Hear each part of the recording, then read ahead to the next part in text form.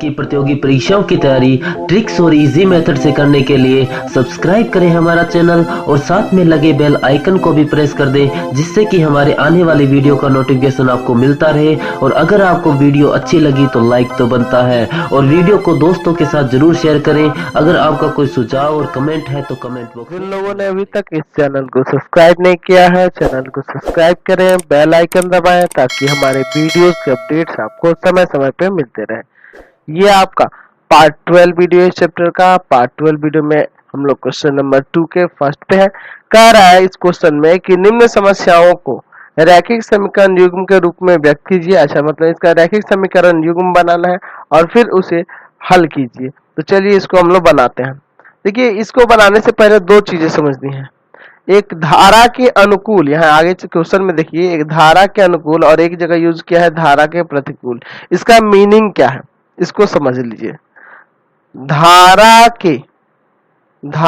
के अनुकूल कहने का तात्पर्य है कि जैसे मान लीजिए पानी जो है, नदी का पानी इस दिशा में बह रहा है, ऐसे बह रहा है, इस दिशा में बह रहा है, और नाव भी इसी दिशा में गति कर रही है, नाव भी इसी दिशा में जा रही है और पानी भी इसी दिशा में बह रहा है, तो उसे कहेंगे धारा के अनुकूल। क्योंकि इस क्रम में अगर मान लीजिए नाव की चाल x है और धारा की चाल y है, तो ये दोनों का स्पीड जुड़ जाता है, यहाँ स्पीड बढ़ जाता है, क्योंकि जिधर पानी बह रहा है उधर ही नाव जाएगी तो तेजी से जाएगी। यानी कि इस कंडीशन में दोनों की चाल जुड़ जाती है, ठीक है।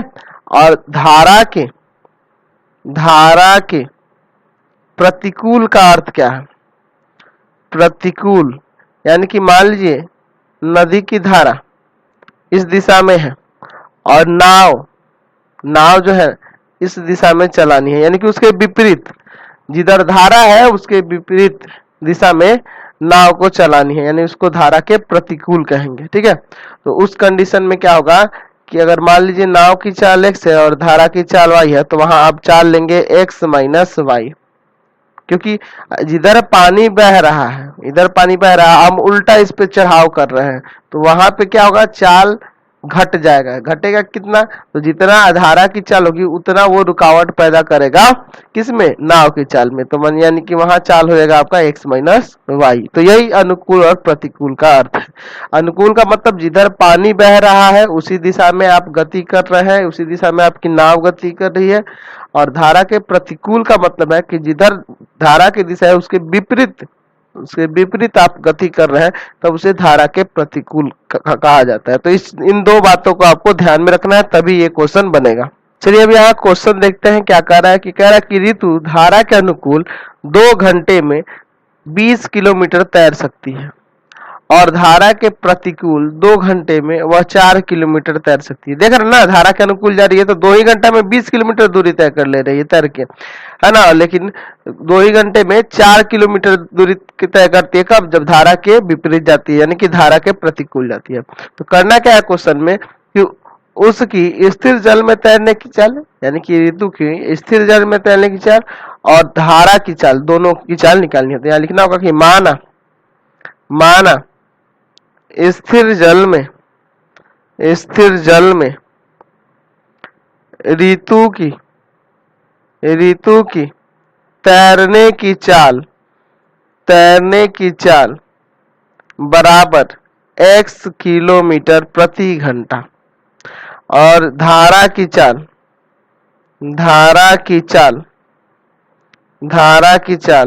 बराबर y किलोमीटर प्रति घंटा। यहाँ लिखेंगे धारा के अनुकूल ऋतु की तैरने की चाल, ऋतु की चाल लिख लीजिए या ऋतु की तैरने की चाल।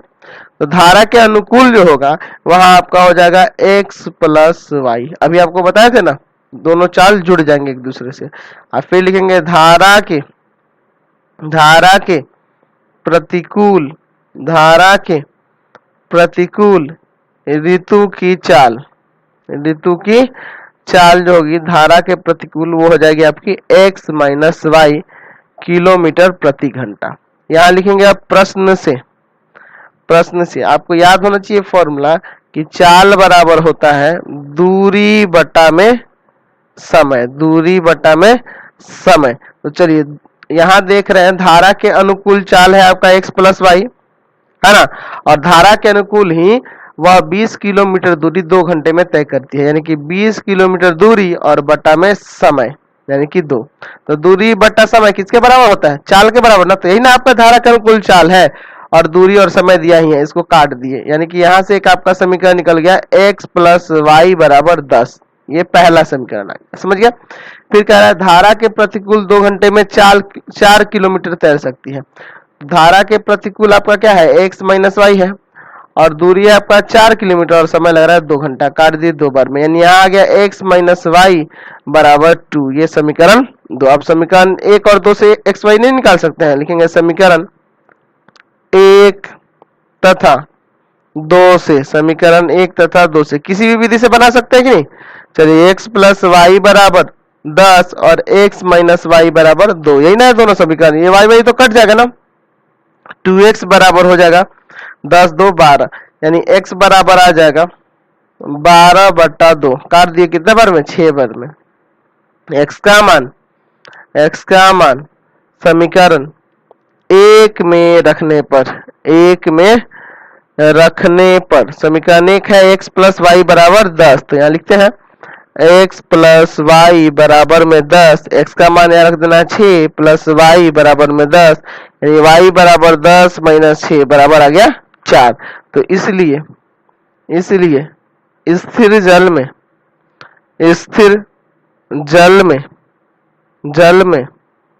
स्थिर जल में ऋतु की तैरने की चाल x था ना, तो x कितना आया है? 6 किलोमीटर प्रति घंटा। और धारा की चाल जो निकालनी थी, धारा की चाल वो y थी, तो y का मान कितना आ गया आपके पास? 4 किलोमीटर प्रति घंटा। तो 6 किलोमीटर प्रति घंटा ऋतु की चाल हो जाएगी स्थिर जल में, और धारा की चाल हो जाएगी 4 किलोमीटर प्रति घंटा। क्वेश्चन नंबर 2 देखिए, इसका 2 नंबर का है 2 महिलाएं एवं 5 पुरुष एक कसीदे के काम को साथ 4 दिन में पूरा कर सकते हैं, जबकि 3 महिलाएं और 6 पुरुष इसको 3 दिन में पूरा कर सकते हैं। ज्ञात कीजिए कि इसी कार्य को करने में एक अकेली महिला कितना समय लेगी, पुनः इसी कार्य को करने में एक पुरुष कितना समय लेगा। समझिए यहाँ पे आपको क्या निकालना है कि एक महिला इस काम को अकेले कितना दिन में करेगी और एक पुरुष इस काम को अकेले कितना दिन में करेगा। तो सबसे पहले लिख लेंगे कि माना एक अकेली महिला द्वारा कार्य को पूरा करने में लगा समय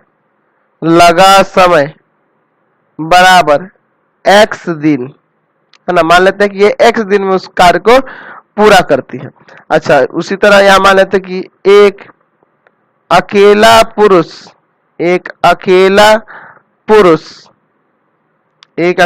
पुरुष द्वारा कार्य को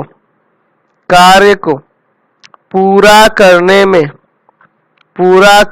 में लगा समय बराबर y दिन। मान लिए कि ये y दिन में पूरा करते हैं। अब थोड़ा यहाँ समझने वाली बात होगी। मान लीजिए कोई व्यक्ति, समझिए यहाँ से ध्यान से, कि एक आदमी जैसे आप ही हैं, आपको कोई काम दिया गया, आप उस काम को 4 दिन में पूरा करते हैं।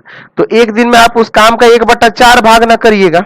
एक दिन में कितना काम करिएगा? 1/4 भाग। मान लीजिए आप किसी काम को 2 दिन में पूरा करते हैं, तो एक दिन में कितना काम करिएगा? आधा, 1/2 ना। समझ गए ना, उस काम का 1/2 पूरा करेंगे। अगर मान लीजिए आप किसी काम को x दिन में पूरा करते हैं, तो एक दिन में कितना काम करिएगा? 1/x। उस वर्क का 1/x काम आप एक दिन में करिएगा। समझ गए? तो वहीं से इस कंसेप्ट को भी यहाँ समझना होगा। चलिए ध्यान से देखेंगे। एक अकेली महिला जब काम को x दिन में पूरा करती है, तो एक दिन में कितना काम करेगी आप बताइए? तो 1/x ना काम करेगी। उसी तरह एक पुरुष एक कार्य को पूरा करने में y दिन लेता है, तो एक दिन में कितना काम करेगा वो? एक अकेला पुरुष एक दिन में 1/y काम करेगा। और एक महिला एक दिन में उस कार्य का 1/x भाग करेगी। तो यहाँ क्वेश्चन में कह रहा है 2 महिलाएं, तो जब एक महिला एक काम को एक दिन में 1/x भाग करती है तो 2 महिला 2/x भाग करेगी। और उसके साथ पुरुष भी काम करता है। कितने पुरुष हैं? तो 5 पुरुष हैं। तो 5 पुरुष जो एक दिन में कितना काम करेंगे? 5/y। और दोनों जब मिल के करेंगे तो 4 दिन में काम को पूरा करेंगे। तो एक दिन में दोनों मिलके कितना काम पूरा करेंगे? उस काम का 1/4 भाग। समझ गया ना? यहाँ से इसी कंसेप्ट से आ गया। तो ये आपका पहला समीकरण हो जाएगा। उसी तरह कह रहा है कि 3 महिलाएं तो 3/x और 6 पुरुष यानी कि 6/y और बराबर में कितना? तो 3 दिन में पूरा करते ना, यानी कि 1/3। ये आपका दूसरा समीकरण हो जाएगा। समझ गए? अब इन दोनों समीकरण को हल करने के लिए आपको डायरेक्ट मेथड भी बताए हुए हैं, या 1/x को a और 1/y को b मान के भी आपको बताए हुए हैं। तो जो आपको आसान लगे यहां से आप बना सकते हैं। क्लियर है? आपको कोई दिक्कत नहीं होना चाहिए। समझ रहे ना? आपको जो मेथड आसान लगे उससे बना सकते हैं। हम डायरेक्ट भी बना सकते हैं। चलिए इसको डायरेक्ट भी बता दे रहे हैं और उस तरीके से बना। और डायरेक्ट बनाना है तो आपको क्या करना होगा? इसमें गुना कर देंगे कितना से? 3 से, और इसमें गुना कर देंगे 2 से। लिखेंगे समीकरण 1 में 3 से तथा समीकरण 2 में 2 से गुणा करने पर, 2 से गुणा करने पर। हम इसको डायरेक्ट ही बना लेते हैं, आप दूसरे तरीके से बना लीजिएगा, कोई दिक्कत नहीं होगा। क्या हो जाएगा? 6/x प्लस में 15/y बराबर में 3/4। यहाँ चलिए 2 से गुणा करेगा, 6/x प्लस 6 दूना 12/y और बराबर में 2/3। यहाँ साइन बदले, यहाँ माइनस, यहाँ माइनस, यहाँ माइनस, ये दोनों तो कट जाएगा ना, ये घटेगा तो 3/y। और यहाँ घटाने के लिए आपको तो एलसीएम लेना पड़ेगा, 3/4 माइनस 2/3। चलिए यहाँ पे सॉल्व करते हैं आगे। 3/y बराबर में, यहाँ एलसीएम लेंगे तो 12 ना, इसमें से भाग करेंगे 3 और 3 जाके 3 में गुना करेगा 9, इसमें से भाग करेंगे 4 और 4 जाके 2 में गुना करेगा तो 8 हो जाएगा ना। चलिए तो यहाँ पे आपका आ जाएगा 3/y है ना, बराबर 1/12, यानी कि y बराबर कितना आ जाएगा? 12 × 36, y बराबर 36। तो लिखेंगे y का मान समीकरण किस में रख दीजिए? 2 में रख दे क्या? 2 में रखने पर, किसी में भी आप रख सकते हैं, स्वतंत्र है ना इसके लिए। चलिए समीकरण 2 में रख देते हैं। तो समीकरण 2 आपका यह 3/x 6/y बराबर 1/3। 3/x प्लस में 6/y बराबर में 1/3। यही ना है आपका समीकरण। यहाँ पे देखिए तो समीकरण 2 यही है, यहाँ लिख लिए हैं। अब यहाँ पे मान रख देते हैं, y बराबर 36। तो 3/x प्लस 6/36 और बराबर में 1/3। यहाँ से काटेंगे 1/6 आ जाएगा ना। चलिए उधर ले जाते हैं इसको। 3/x बराबर हो जाएगा 1/3 माइनस 1/6। 3/x बराबर, इधर एलसीएम लीजिए तो कितना हो जाएगा? 6 ना, इसमें से भाग करेंगे कितना आएगा? 2 और इसमें से भाग करेंगे 1, ऊपर 1 ही आएगा, यानी कि 3/x बराबर आ जाएगा यहाँ से 1/6। x बराबर कितना हो जाएगा? 6 × 18 ना। तो यहाँ इसलिए एक महिला द्वारा कार्य को पूरा करने में लगा समय बराबर 18 दिन। महिला कितना दिन में कर देगी? 18 दिन में। और एक पुरुष द्वारा कार्य को पूरा करने में लगा समय बराबर कितना? 36 दिन लगेगा। समझ गया ना? यहाँ से x और y का मान निकल गया। चलिए क्वेश्चन नंबर 2 का 3 देखते हैं। आप कह रहे हैं कि रूही 300 किलोमीटर की दूरी पर स्थित अपने घर जाने के लिए कुछ दूरी रेलगाड़ी द्वारा तथा कुछ दूरी बस द्वारा तय करती है। यानी कि 300 किलोमीटर 2 हिस्से में तय करती है, कुछ दूर रेलगाड़ी से जाती है और कुछ दूर बस से। यदि वह 60 किलोमीटर रेलगाड़ी द्वारा तथा शेष बस द्वारा यात्रा करती है, अगर 60 किलोमीटर रेलगाड़ी से जाएगी तो 240 किलोमीटर बच गया ना। शेष 240 किलोमीटर कितने जाती है, बस से यात्रा करती है, तो उसको 4 घंटे लगते हैं। यदि वह 100 किलोमीटर रेलगाड़ी से 100 किलोमीटर रेलगाड़ी से तथा शेष बची हुई यात्रा किसके द्वारा करेगा, बस के द्वारा करती है, शेष बस से यात्रा करे, यानी कि कितना किलोमीटर बच गया, 200 किलोमीटर जो बच गया वो बस से तय करती है, जो 10 मिनट अधिक लगते हैं। तो रेलगाड़ी और बस की क्रमशः चाल ज्ञात कीजिए। तो यहाँ लिखेंगे कि माना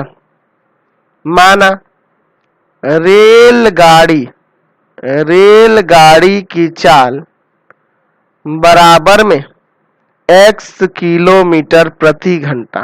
अच्छा, बस की चाल बराबर में y किलोमीटर प्रति घंटा। इतना क्लियर है। अच्छा, एक चीज बताइए, आपसे पूछे फॉर्मूला कि समय बराबर बताइए, तो क्या लिखिएगा, आप कहिएगा कि सर दूरी और बटा में चाल, दूरी बटा में चाल, यही ना कहते हैं। अब चलते हैं प्रश्न से।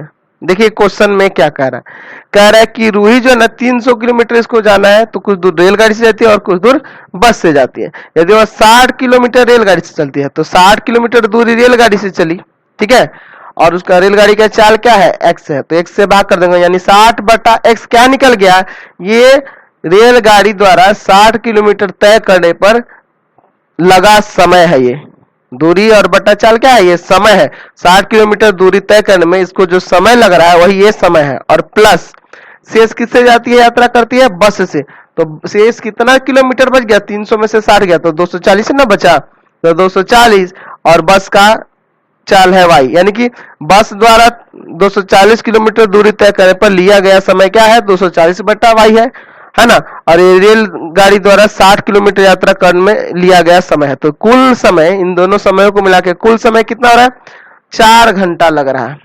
समझ गया।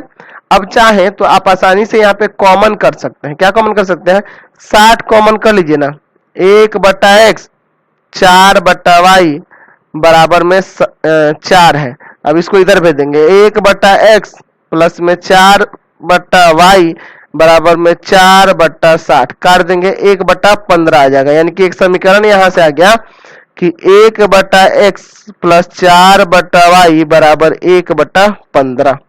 ठीक है, इसको हम लोग डायरेक्ट ही बनाएंगे। ठीक है, आगे फिर क्वेश्चन में कह रहा है कि 100 किलोमीटर रेलगाड़ी से और शेष बस द्वारा तय करती है तो 10 मिनट अधिक लगते हैं। ठीक है, 100 किलोमीटर रेलगाड़ी से तो 100 बटा x, और बचा हुआ 200 किलोमीटर किससे, बस से तय करती है, यानी 200 बटा y। तो ये क्या हुआ, 100 किलोमीटर दूरी तय करने में लिया गया समय है रेलगाड़ी द्वारा, और ये बस द्वारा 200 किलोमीटर दूरी तय करने में लिया गया समय है। और कुल समय कितना लग रहा है, तो जितना समय पहले लगता था उससे 10 मिनट अधिक। तो ये 4 घंटा है, तो 10 ये मिनट है, इसलिए घंटा में बदलने के लिए 60 से भाग कर देंगे। समझ गए ना। तो ये भी घंटा में हो गया और ये घंटा में पहले से था ही। 0 0 काट दीजिए, यहाँ से 100 कॉमन हो जाएगा, क्या बचेगा, 1 बटा x प्लस में 2 बटा y बराबर में, यहाँ देखिए एलसीएम ले लेते हैं। ठीक है, 6 6 चौका 24 प्लस 1।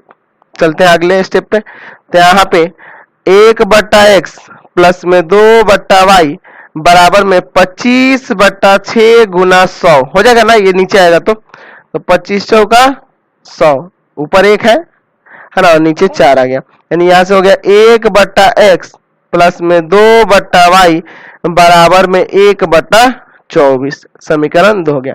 अब आप चाहें तो यहाँ से 1/x को a और 1/y को b मान के जैसे पीछे के क्वेश्चंस बनाए थे वैसे बना सकते हैं, या डायरेक्ट भी बना सकते हैं, क्योंकि देखिए 1/x है ना, तो आसानी से बन सकता है।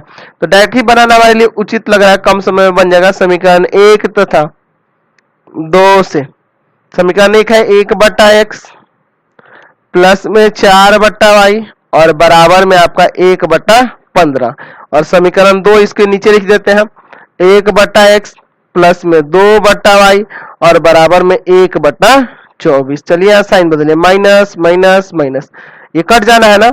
यहाँ देखिए 4 बटा y में से 2 बटा y जाएगा तो बचेगा 2 बटा y, और यहाँ 1 बटा 15 में से घटाना है 1 बटा 24, तो इसका एलसीएम लेना पड़ेगा ना। एलसीएम लेके इसको घटा देते हैं तो आ जाएगा 2 बटा y बराबर में 15 और 24 है ना, 15 और 24 का एलसीएम हो जाएगा 120। ठीक है, तो 15 8 20 100 और इसमें से भाग करेंगे। ठीक है, तो कितना आ जाएगा, 5 बार में ना चलिए 5, तो 2/y बराबर में, यहाँ देखिए कितना आ जाएगा 3 और बटा में 120, 3 चौका 12, 40 बार में, यानी कि 3 गुना कर दिए तो यहाँ से y बराबर आ जाएगा 80। y बराबर क्या आ गया 80। अब y का मान समीकरण 1 या 2 में रखना होगा, तो लिखेंगे y का मान समीकरण 1 में रखने पर, समीकरण 1 आपका क्या है, तो समीकरण 1 में है 1/x प्लस 4/y बराबर 1/15, 1/x प्लस में 4/y बराबर में 1/15। चलिए यहाँ पे रख देते हैं, तो 1/x प्लस 4/y का मान 80 बराबर में 1/15, इसी से काट देते हैं, 20 बार में कट जाएगा। 1/x बराबर 1/15 माइनस 1/20, 1/x बराबर, इन दोनों का एलसीएम लेंगे 60, 4 बार में इससे जाएगा, इससे 3 बार में।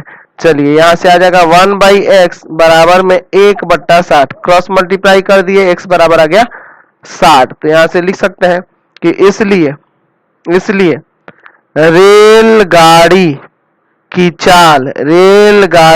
चाल बराबर में 60 किलोमीटर प्रति घंटा, 60 किलोमीटर प्रति घंटा, और बस की चाल बराबर में 80 किलोमीटर प्रति घंटा। y का मान 80 है ना, 80 किलोमीटर प्रति घंटा, ये आपका आंसर हो जाएगा। तो एक्सरसाइज आपका कंप्लीट हो गया। एक एग्जाम्पल है, वो बहुत ही इंपॉर्टेंट है, जो एग्जाम में आते हैं उसको हम लोग देख लेते हैं। तो ये क्वेश्चन बहुत ही इंपॉर्टेंट था, इसलिए आपको बताना जरूरी है। एग्जाम्पल नंबर 19 नंबर उदाहरण है, इसको ध्यान से देख लेंगे।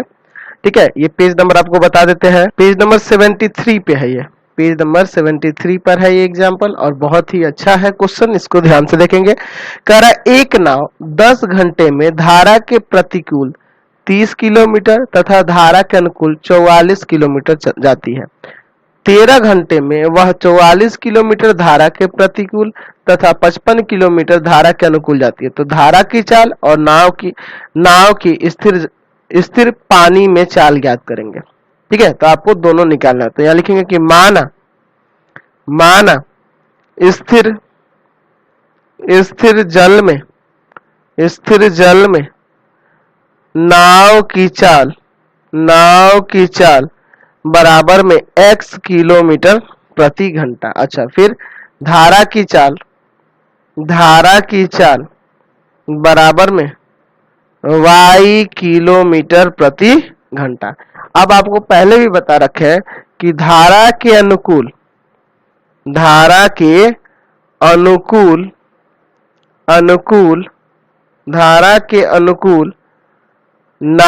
की चाल आपको बता रखे पहले, x प्लस वाई लेना होता है ना, x प्लस वाई किलोमीटर प्रति घंटा। अच्छा, और धारा के प्रतिकूल नाव की चाल क्या होगी, धारा के प्रतिकूल नाव की चाल आपको पहले ही बताया है शुरू में ही, इस वीडियो के शुरू में ही, x माइनस वाई किलोमीटर प्रति घंटा। यानी आपको फिर से बता दें कि अनुकूल का मतलब क्या होता है कि जिधर पानी बह रहा है उसी दिशा में नाव भी गति कर रहा है, और उसके विपरीत दिशा में जब गति करता है तो उसको धारा के प्रतिकूल बोला जाता है। और अनुकूल जिधर पानी बह रहा है, धारा है, उसी दिशा में नाव गति कर रहा है, तब उसको अनुकूल बोला जाता है। इसलिए वहां x प्लस वाई होता है, यहाँ x माइनस वाई होता है। शुरू में ही आपको बताए थे। अब लिखेंगे प्रश्न से, आपको याद होना चाहिए फॉर्मूला हुआ था समय बराबर दूरी और बटा में चाल, दूरी बटा में चाल। अच्छा, कह रहा है कि एक नाव को 10 घंटे में धारा के प्रतिकूल 30 किलोमीटर और धारा के अनुकूल 44 किलोमीटर जाती है। अच्छा ठीक है, 10 घंटे टोटल लगते हैं, तो धारा के प्रतिकूल जाती है 30 किलोमीटर। ठीक है, तो 30 किलोमीटर प्रतिकूल जाती है और अनुकूल जाती है आपका 44 किलोमीटर। तो प्रतिकूल के लिए चाल क्या है, x माइनस वाई है ना, और दूरी कितना है, तो दूरी कितना है 30, धारा के प्रतिकूल 30 किलोमीटर दूरी करती है, तो दूरी और बटा में इसका चाल यानी कि x माइनस वाई। ये क्या हुआ कि 30 किलोमीटर दूरी तय करने में लगा समय कहाँ, कैसे, धारा के प्रतिकूल। ठीक है, दूसरा 44 किलोमीटर जाती है धारा के अनुकूल यानी बटा में हो जाएगा x प्लस वाई। तो ये क्या हुआ, तो यह है 44 किलोमीटर तय की गई दूरी में लगा समय धारा के अनुकूल। ठीक है, और टोटल दोनों मिला के कितना कुल समय लग रहा है, 10 घंटा लग रहा है। समझ रहे ना इस बात को।